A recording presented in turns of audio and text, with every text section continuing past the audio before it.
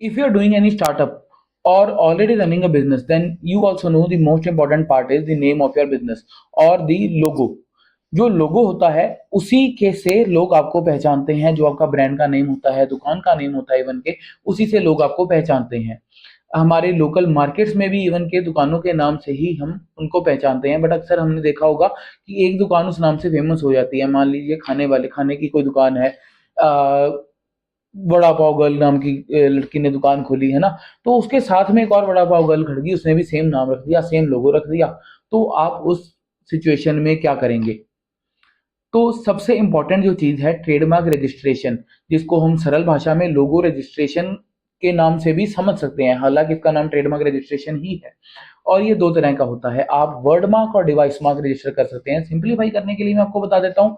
Word mark होता है आपका कोई भी नाम, ABC लॉजिस्टिक्स, इसको आप रजिस्टर करना चाहते हैं तो वर्ड मार्क। और अगर उसी वर्ड मार्क का हम एक लोगो डिजाइन कर दें, कोई गोल लोगो आकार में किसी भी तरह का लोगो अगर रजिस्टर करना चाहें, उसका डिजाइन तैयार करें और उसको रजिस्टर करना चाहें, तो उसको हम डिवाइस मार्क रजिस्ट्रेशन बोलते हैं।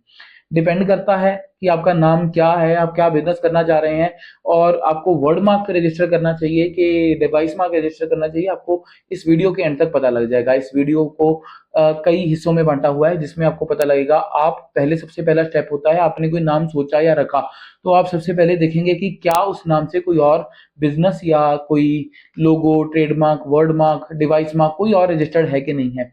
अगर हाँ बिल्कुल सेम टू सेम किसी और ने रजिस्टर कर रखा है ऑलरेडी, तो आपको अफसोस की बात है, आपको उसकी रजिस्ट्रेशन नहीं मिलेगी। तो ये कैसे आप चेक कर सकते हैं? इवन के बिजनेस स्टार्ट करने से पहले जब हम नाम डिसाइड कर रहे होते हैं बिजनेस का, तब हमें सबसे पहले अपना नाम भी इसी चीज को लेकर देख कर रखना चाहिए, क्योंकि आज आप नाम रख लेंगे, कल को वो किसी और ने रजिस्टर किया हुआ है तो आप क्या करेंगे? तो चलते हैं कंप्यूटर की स्क्रीन की ओर, आपको सब कुछ स्टेप बाय स्टेप बताया जाएगा। तो देखिए, ट्रेडमार्क सर्च का सबसे पहला जो स्टेप है, उसमें हम गूगल पे जाकर लिखेंगे ट्रेडमार्क सर्च। ट्रेडमार्क सर्च पे क्लिक करते ही पहली जो साइट है वो ये खुलेगी। यहाँ पे हम जाके लिखेंगे कंटेन्स। कंटेन्स का मतलब आप इससे अनुमान लगा सकते हैं स्टार्ट विद। हमारा वर्ड जो हम सर्च कर रहे हैं उसका हमने जब स्टार्टिंग सर्च करनी है कि कंटेन्स विद या मैच विद सर्च करना है। मैच विद में एग्जैक्ट बताएगा, बट मेरी प्रेफरेंस रहती है हमेशा कंटेन्स विद सर्च कीजिए, ताकि आपको क्लैरिटी मिले इस नाम से और क्या क्या लोगों ने इंक्लूड करके इस वर्ड्स को इंक्लूड करके अपना लोगो या वर्ड मार्क रजिस्टर कर रखा है। तो हम यहाँ पे सर्च करेंगे। फॉर एग्जांपल, मेरी कोई कंपनी का नाम मैं अगर सोचूं, मैं चिप्स की कोई कंपनी खोलना चाहता हूँ, उसका नाम मैंने रखा राम चिप्स। तो राम चिप्स। अब यहाँ पे क्लास का मैटर है, क्लास हम कौन सी डालेंगे? तो क्लास सर्च करने के लिए देखिए, अगर क्लासेस का पहले हम मतलब समझ लेते हैं। गवर्नमेंट ने क्लासेस में डिवाइड कर दिया है हर बिजनेस को।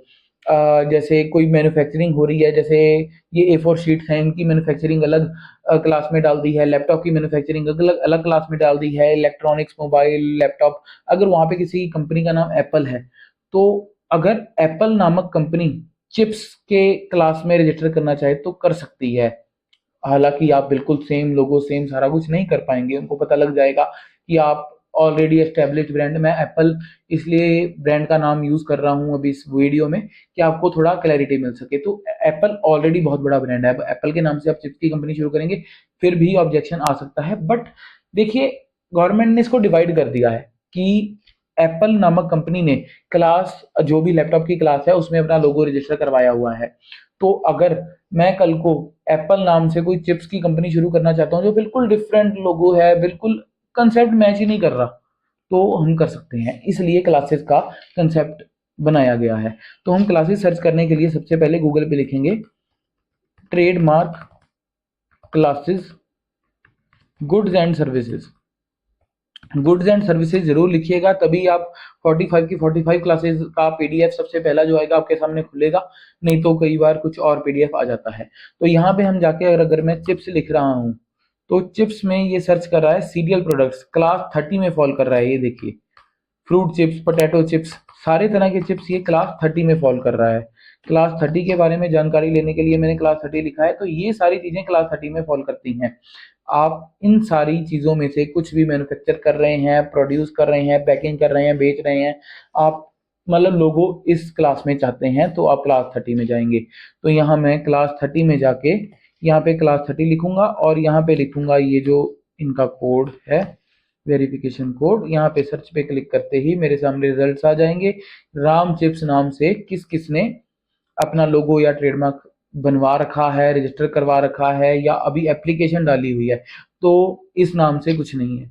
तो मतलब ये ग्रीन सिग्नल है, आप इसको अपना नाम रख सकते हैं। तो ऐसा ही आप सर्च करके अगर और लोगों ने ट्रेडमार्क रजिस्टर किया हुआ है तो आप इसे सबसे पहले इसे सर्च करेंगे। उसके बाद हम जाके ट्रेडमार्क रजिस्ट्रेशन का प्रोसेस फॉलो करते हैं, जो कि आप इस साइट के ऊपर जाके कर सकते हैं। इसमें आप अपना रजिस्ट्रेशन करके एक न्यू आईडी पासवर्ड बनाएंगे और यहाँ पर जाकर के आप लॉगिन करेंगे। लॉगिन करने के बाद न्यू फॉर्म फिलिंग में टीएमए नाम का जो फॉर्म है, इससे आप अपना ट्रेडमार्क रजिस्टर कर सकते हैं। इंडिविजुअल है तो इंडिविजुअल सिलेक्ट करेंगे और यहाँ पे अगर आप अदर्स हैं यानी कि पार्टनरशिप फॉर्म हो गया या कुछ भी हो गया तो आप ये सिलेक्ट करेंगे। चलो हम इंडिविजुअल का आपको मैं एग्जांपल दे देता हूँ। इंडिविजुअल पे सिलेक्ट करके मैंने यहाँ पे भी आपके पास काफी ऑप्शन है। मल्टी क्लास, अगर आप एक देखिए, एक आपने नाम सोचा, उसमें आप चिप्स भी बना रहे हैं, मान लीजिए एक आध कोई और ऐसी मैन्युफैक्चरिंग भी कर रहे हैं जो किसी और क्लास में फॉल करती है। फॉर एग्जांपल हम जिम का मामला, जिम के बारे में सोचते हैं, हम जिम के प्रोडक्ट्स भी बेच रहे हैं और लोगों को ट्रेनिंग भी दे रहे हैं। तो पर नाम हमारा एक ही है ना। हमारे जिम में ही हमने एक सेक्शन बना रखा है जहां लोग आके शॉपिंग कर सकते हैं, हमारे ब्रांड की टी शर्ट्स खरीद सकते हैं मान लीजिए, है ना। तो हमारा देखिए नाम तो एक ही है, ब्रांड एक ही है, लेकिन हमारी क्लासेस कई फॉल हो गई। हमारा क्लॉथिंग में भी आ गया, हमारा जिम्नास्टिक के प्रोडक्ट्स में भी आ गया और हम ट्रेनिंग भी दे रहे हैं। तो उसमें उस सिलसिले में हम मल्टी क्लास सिलेक्ट करते हैं। मल्टी क्लास का पर क्लास आपका 4500 चार्जेस, सरकारी फीस जो है 4500 रुपीज चार्जेस होती है ट्रेडमार्क रजिस्ट्रेशन की। अगर आप मल्टी क्लास करेंगे तो जितनी क्लासेस ऐड करेंगे 4500 ऐड होता चला जाएगा। तो यहाँ पे मैं सिलेक्ट कर रहा हूँ ट्रेड मार्क्स एप्लीकेशन, यहाँ पे क्लास 30 सिलेक्ट करके अब मैं सबमिट करूंगा। सबमिट होने के बाद ये मुझे इस फॉर्म पे ले जाएगा।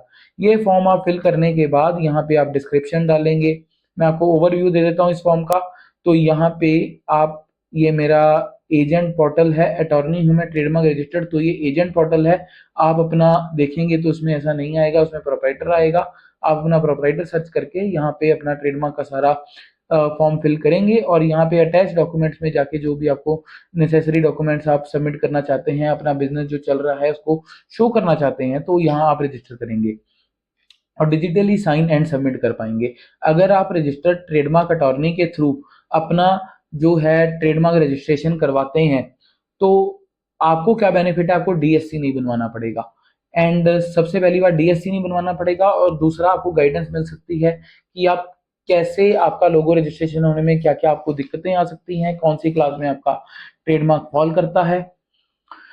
और इसके बाद बस सिंपल है, आप डिजिटली साइन एंड सबमिट करेंगे। डीएससी की रिक्वायरमेंट होती है, ई मुद्रा हो गया, पेंटा साइन हो गया, ऐसी कई कंपनीज हैं जो आपका डीएससी आपको बनाकर भेजेंगी आपके घर पे, और लोकल भी आपको कोई बंदे मिल जाएंगे जो डीएससी बनवाते हैं।